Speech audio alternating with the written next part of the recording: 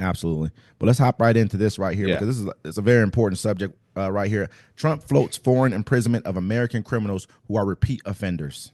And then here, before you start here, I want you to read your article, but I want to show everybody this video really quick of him saying it so there's no Hey, confusion. and this is subject to getting it approved, but if they've been arrested many, many times, they're repeat offenders by many numbers. I want them out of our country. I also will be seeking permission to do so. We're going to get approval, hopefully, to get them the hell out of our country along with others. Let them be brought to a foreign land and maintained by others for a very small fee as opposed to be maintained in our jails for massive amounts of money, including the private prison companies that charge us a fortune. Now, let them be brought out of our country and let them live there for a while. Let's see how they like Yeah. it. So Yeah, right then and pre- there. Yeah. yeah, President Donald Trump suggests Monday that United States could pay a small fee to foreign countries to imprison Americans who are repeat criminal offenders, floating a kind of modern day penal colony. Trump billed the idea as cost saving measures in a remark at a conference for House Republicans in Miami. If they've been arrested many, many times, if they're repeat offenders by many numbers, I want them out of our country, he said. We're going to get approval, hopefully, to get them the hell out of our country, along with others. Let them be brought to a foreign land and maintained by others for a small fee. So, I mean, we just watched the video. So that's what he said. We have to go back a little bit in history and understand who this is meant for. Because when we, when back in, I think the Emancipation Proclamation took place, slaves were freed. They know Southern landowners and Southern government kind of came up with a plan to be able to get black people back into slavery. They made vagrancy laws, which said if you didn't have a job, they could then take you back and put you back into slavery. Yeah, and And they'd then have to put you in the prison or whatnot. And then they also created the whole and the felony system to yeah, make it so you couldn't use your vote. And they and then the predominantly, Constitution, yeah, and then the Constitution, the 14th Amendment says that a person can only become a slave. Slavery is abolished, but except for as punishment for a crime. And so that's why they made these laws the way that they did.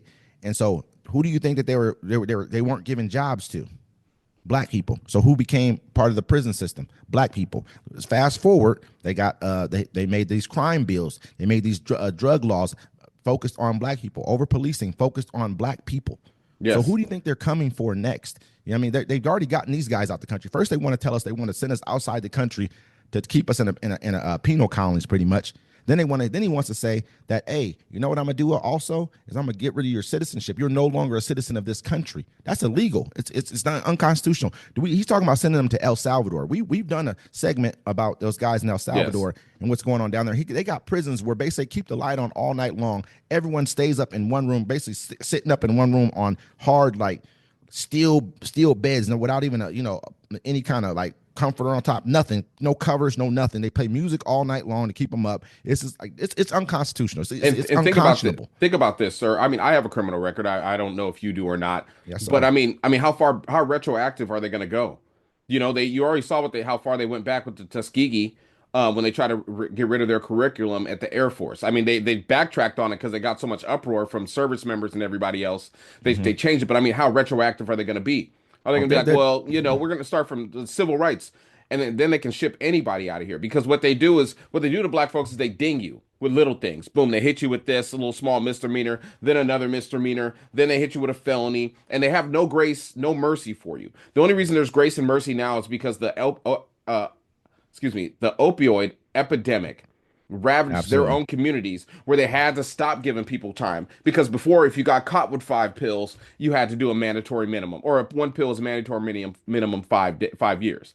Yes, sir. Let's think about it from this perspective as well. Like they always say that black people you guys commit the most crimes, but in reality, it's not true. We're just Yeah. over policed in our neighborhoods. If you look at like you said, the opioid crisis and even fentanyl, all the deaths that were happening, they were happening disproportionately in the white neighborhoods. So that tells you there's a lot of crime occurring. There's a drug deal is a crime.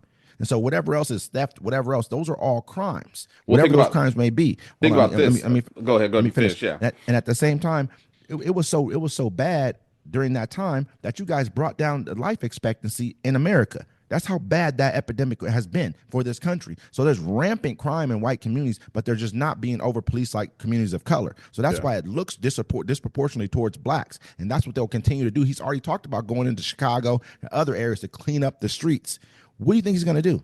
You know what I mean? What do you think he's going to do? Think about everybody with crimes. And think about once you get all the regular criminals out, right, and somebody comes up and tries to videotape you, who says they don't hit you with two charges right then and there and just deport you out the country? No one's going to say a word. Every article I've seen where they're talking about someone's been deported or whatever, they have a black, an African, or a Haitian on there. You know what I'm saying? Yep. And it's all propaganda. They've been planning this for a long time, and that's and it's easier to try to throw us out because, like I said, I've said this many a times. Once they get done with the migrants, who do you think they're coming for?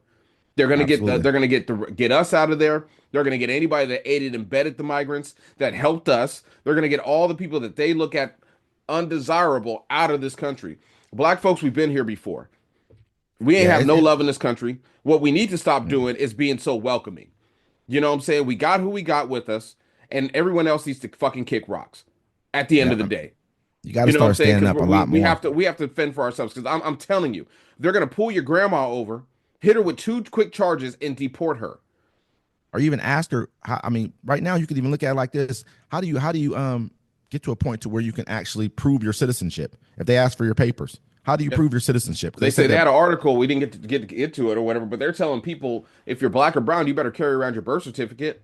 But even then, they said that's not a actual means of proving your citizenship. They said identification is not even an actual means of proving your citizenship. Yeah, because that proves that you were born here. And they're holding people for about 7 hours to figure out who they are. You know what I'm saying? Like that doesn't mean that means you're a citizen of this country. You get what I'm saying? So I mean, at the end of the day, they rounded up a couple people, a couple American citizens. They even got a veteran, and he was rounded up with the rest of them. He's like, no, I'm an American citizen. He had to go sit in holding, couldn't use his phone, couldn't make no outside contacts, because to them you have no rights until they prove who you are, because you're not a U.S. citizen. That's how they're treating you. And so the people you're sitting in holding basically until they decide when they want to figure out if you're a real person. And if your thumb ain't in that system, you know what I'm saying? You're going to be sitting there longer. But if your thumb's in that system, now they might have a reason to deport you. And if you're not amicable during the process of them telling you that you're not a citizen and them putting you in jail, if you're not happy about the situation, they might leave you in there a little bit longer just to teach you a lesson. Well, what's that called? Resisting arrest. That's a charge. Boom. Because they wanted to arrest you. They can get you assault on an officer. That's 2 charges. And you're assaulting the police. You know what I'm saying? If you're a January 6th, you could go free. You know what I'm saying? Absolutely. But since you're a black man, they're going to hit you with that. That's too quick. Well, you're undesirable. Now we're going to hold you and we're going to kick you out. Or a person who just may not be going for the system. I mean, you got to look at it like this. Say if somebody tries to stand up for you, even a white person. I mean, even not going to say white, like a European person tries to stand up for you. They can hit them with here. Come on, let's go. You bring you along too. How do we know? You know, so that's how we have to look at this. On top of this same exact thing, we just really need to stay on point with this subject right here. But I do feel like this one kind of goes along with that. Yeah, right there. When I saw that video last night, I almost jumped out of my seat. I said, "Damn, that's how they're gonna come for us, huh?" But I always told everyone they're gonna come for us, and so that's just what it is. It's like, we can either unite or we can die separate. Because at the end of the day, black folks don't understand, bro. We've been beefing amongst ourselves, and I don't know why they keep kicking that bear. You don't want us to focus on one thing. You can't take most people. You can't come at us like that. We ain't gonna bend over and fall back. No, we saw what the videos look like of slavery. I ain't going back to that. You ain't putting me in no shackles. This is a new day. We can all own guns. You know what I'm saying?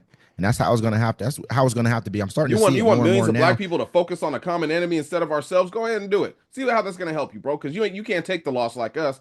I see black people die by the police almost once a week. It's like a free movie. You know what I'm saying? We have so much trauma in the black community we don't even address, and we taking it out on each other. Now you want us to go ahead, do what you got to do. I'm watching it play out online. I'm watching a lot of different people speaking on this subject. I had someone come on my page and basically like we can send them out the country for $3,000 a year. That's cheaper. How much it'll cost us. It's cheaper. And I'm like, this is what the thought process of these people are, and this is what we're dealing with here. We got. Well, you remember you said Donald Trump just renewed. They just renewed the private prison stuff, right? That's what he was talking about. He was like, look, that's a lot of money we giving y'all. I can ship you out. You know what I'm saying? Send you out. Get my cut and probably get my cut off the guy in El Salvador because it's another exactly. Thing.